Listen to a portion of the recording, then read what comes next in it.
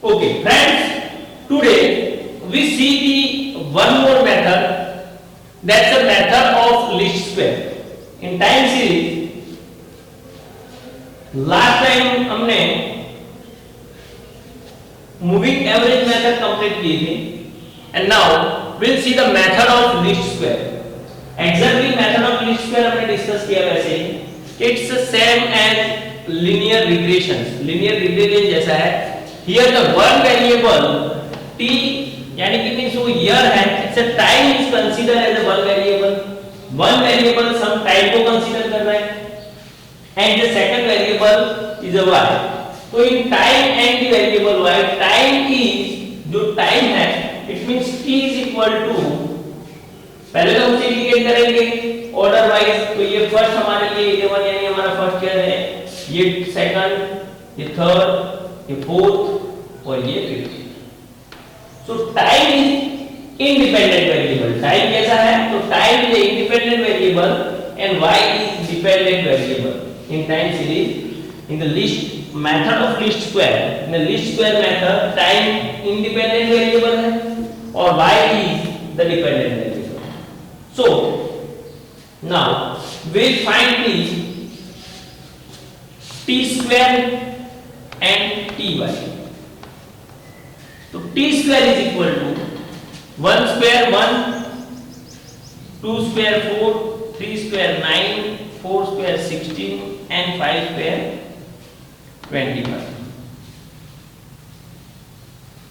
यहाँ पे क्वेश्चन जो है वो डिस्कस कर लेते हैं, क्योंकि पूरा मींस तो क्वेश्चन ऐसा है कि यहाँ पे समझ लो हमारे पास 5 इयर्स की इंफॉर्मेशन है, 5 इयर्स की प्रॉफिट की है.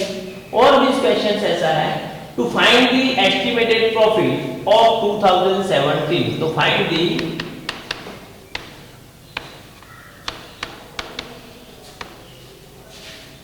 एस्टिमेटेड प्रॉफिट फॉर 2017, यानी कि एस्टिमेटेड वैल्यू हमें निकालनी है y cap is equal to, यानी कि y cap 2017 is equal to in short.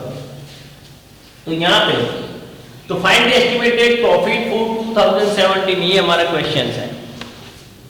तो यहाँ पे सी 2011, 2012, 2013, 14, 15, 16 एंड 17 के लिए हमें फाइंड करना है. ओके, नाउ ty, तो ये y एंड ty दोनों को मल्टीप्लाई करो तो 31 into 1, तो 31 into 1 is equal to 31. 35 into 2, तो 35 into 2 is equal to 7. 39 into 3, 9 is 27, 2, 9, 10 और 11, 117. Now 51 into 4, 164. 4 बचा 4 and 4 4 जा 16. 44 into 5, that's 0. 5 4 जा 20. 2 कैरी करेंगे, 5 4 जा 20 plus 2 यानी 22.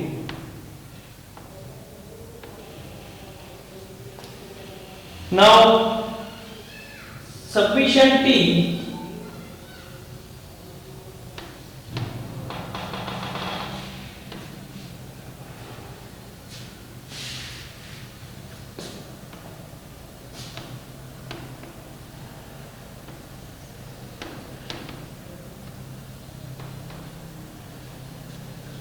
पहले ये टोटल करते हैं, यानी कि सफिशिएंट y कितना है? तो 5 plus 1 6, 6 plus 9 15, 15 plus 1 16, 16 plus 4 20, 0 2, तो 3 plus 3 plus 3 9 plus 2 11, 12 13 14 15 16 17 18 19, यानी टोटल हो रहा है 109. Sufficient t is equal to, तो 1 to 5 का टोटल हो रहा है 5 plus 4 9 plus 3 12 plus 2 14 plus 1 15. तो ये हो गया हमारा 15. सफिशिएंट t स्क्वायर, तो 5 plus 6 11 plus 9 20 और ये 5 25 तो 2 प्लस 2 4 प्लस 1 5, तो ये हो रहा है टोटल 55। और ये टोटल तो 7 प्लस 1 8, 8 प्लस 4 12, 1 कैरी करते हैं, 7 plus 10 11, 12, 12 plus 8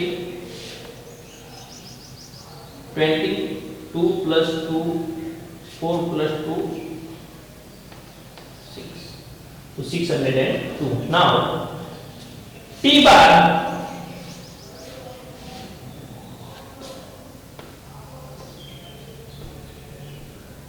y bar is equal to summation y upon n, so is equal to 190 divided by 1 2 3 4 5, so total 5, so is equal to 5 is 15, 4 0 5 is y bar is equal to 38, and now T bar is equal to summation T divided by n, तो submission T is equal to, तो submission T is equal to क्या है 15, तो 15 divided by 5 is equal to 3। now T bar and y bar की value है हमारे पास। now time series में value find करनी है हमें यहाँ पे, तो टाइम सीरीज में जो इक्वेशन है वो है हमारा y cap t is equal to a plus b, तो b फाइंड करना है हमें। तो b की फॉर्मूला रिग्रेशन में वही रहेगी, सिर्फ x की जगह पर t हो रहा है यहाँ पे variable. So b is equal to n into submission ty और yt minus submission t submission y divide by n into submission t square minus submission t whole square. बस ये फॉर्मूला अप्लाई करनी है हमें यहाँ पे। तो n is equal to 5 into submission t y is equal to 602, okay, minus submission t is equal to 15 and submission y is equal to 190, तो submission T 15 and 190 divide by 5 into submission T square is equal to 55 minus submission T whole square, 15 whole square। now 602 into 5 3010 minus 190 into 15, तो 190 into 15 0, 15 9 जा 135, 13 और ये 28 divide by 55 into 5 5 5 जा 25, 2 carry करेंगे 25 plus 2 27 minus 15 square 225, तो is equal to 3010 minus 2850, तो 150 और 160 हो रहा है डिफरेंस, डिवाइड बाय इसमें से ये माइनस करो, डिफरेंस है 50, ये कट कर दो, तो answer B is equal to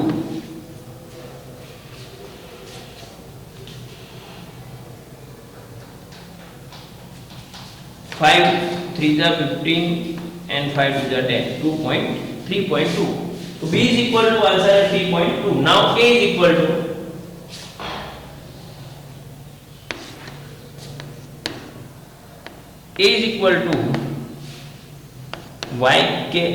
y bar minus b t bar, so y bar is equal to 38, तो y bar is equal to 38 minus b is equal to 3.2, तो ये 3.2 into t bar is equal to 3,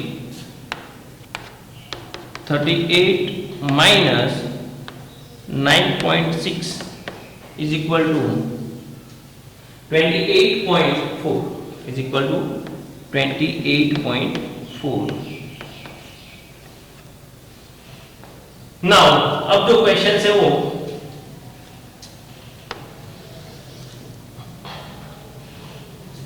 यहाँ पे कर लेते हैं। चलो जो क्वेश्चन है हमारा यहाँ पे क्लियर हो जाएगा। क्वेश्चन क्या है वो समझ लेते हैं। Find the estimated value find the estimated profit for 2017 2017, तो 2017 के लिए प्रॉफिट फाइंड करना है। तो सिंपल है कि यहाँ पे 2011 तो t इज इक्वल टू 1, 12 तो t is equal to 2, 13 t is equal to 3, 14 t is equal to 4, 15 t is equal to 5, 16 t is equal to 6 and 17 t is equal to 7. So t is equal to 7. t is equal to 7 हमें लेके इस estimated value find करनी है। तो बहुत ही simple है, हमारा equation जो है वो इक्वेशन बनेगा y cap is equal to a plus bt। तो a is equal to 28.4 plus b, तो b is equal to see the b is equal to 3.2, b is equal to क्या है यहाँ पे 3.2 t। Now putting t is equal to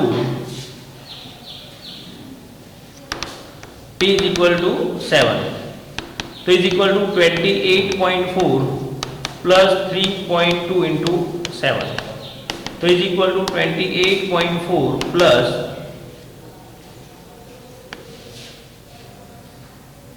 22.4. So now 28 plus 22, 50.8. So the estimated value 50.8. So the y cap estimated value for 2017 is equal to 50.8. क्या answer है 50.8. So that's a very simple, बहुत ही simple है। Next और एक example है, या तो फिर इसी टाइप के जितने भी एग्जांपल्स है वो हम सेल्फ स्टडी कर सकते हैं। Okay, will see the next problems in our next lesson. Thank you very much.